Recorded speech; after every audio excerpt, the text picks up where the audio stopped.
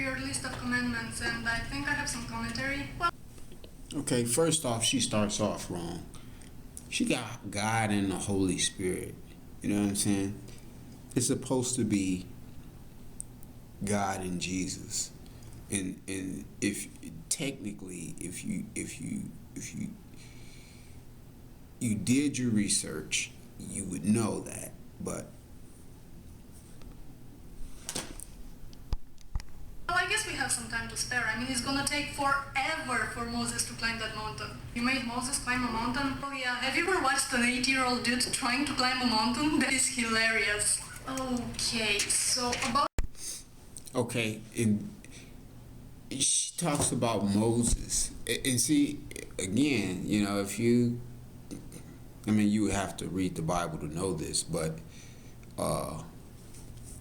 Deuteronomy chapter 34, just so you can look it up if you have a Bible, chapter 34 verse, what is it, 7? It says, and Moses was 120 years old when he died. His eye was not dim, nor his natural force abated. In other words, he was still as strong as he was, if it's according to the way God dealt with Joshua and I forget the other one. But if God dealt with Moses the same way he dealt with Joshua and the other brother that went into Jericho and brought back a good report, all of them kept their strength. None of them was any weaker after a 40-year period. Moses, after a 60-year period, it appears he hadn't lost anything. And it could be due to, for Moses, it could be due to the fact that Moses was actually in the presence of God. A lot of times he was right there next to the life giver. So his, in a sense, like his battery was being recharged. Never mind.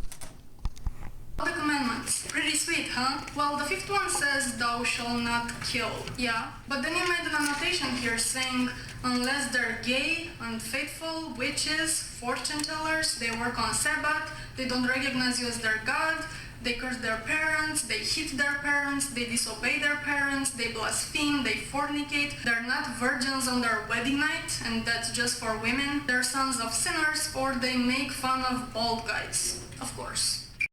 I mean, starting off so wrong, I can't even imagine that you would even.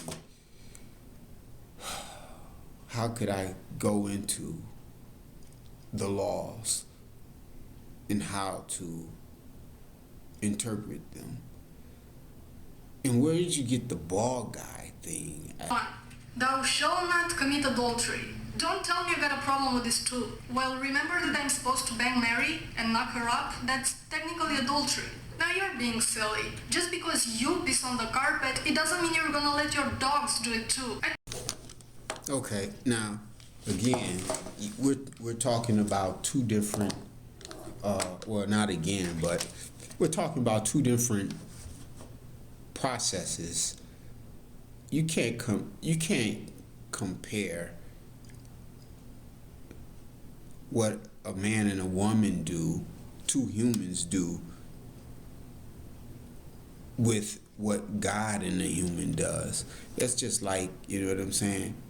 This is the creator. He can create inside of a woman anything that he likes. That's not having sex. In fact, that's what the scriptures say. And I'm not even going to go to it, because if you don't know that Jesus had to be born of a virgin birth, then I don't know. I just don't know. I don't know where you go from there. Even Islam teaches the virgin birth. And about the dog and the carpet, you sound like you were speaking from experience there.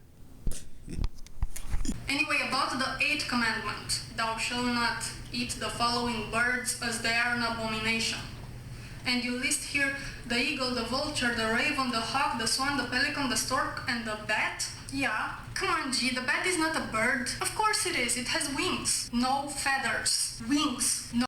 Here I'm glad that you agree that, you know, eating all of those carnivorous birds, or, you know, I call them like trash cans. They like to clean up the place crew. You know, I'm glad that the only thing wrong you can find with that was the fact that he called it a bird. That's all right. There may be some hope yet. There may just be some hope. Fine, but I know what you're gonna say next, and I'm not changing the first three. But they are so self-centered. I mean, like, come on, realistic. Let's not be straw people here. I mean, not that you're not an atheist or anything, but, you know, it would help not to. Come on, I just, man. Anyway, if it is God talking, the realistic way for him to approach things is that way. Come on now, let's be realistic here. I mean, if we can. What about the last two? Thou shalt not covet thy neighbor's wife, and thou shalt not covet thy neighbor's goods. Oh, those are staying. But it's in their human nature to covet things. Okay, here's a simple commandment that I could probably help you with. To covet is to want something that is someone else's. In other words, there's nothing wrong with saying, "Oh, that's a nice shirt. I'm gonna go get me one like it." It's wrong when you say, "I want his shirt or her shirt," or, you know what I mean, his hat or her hat.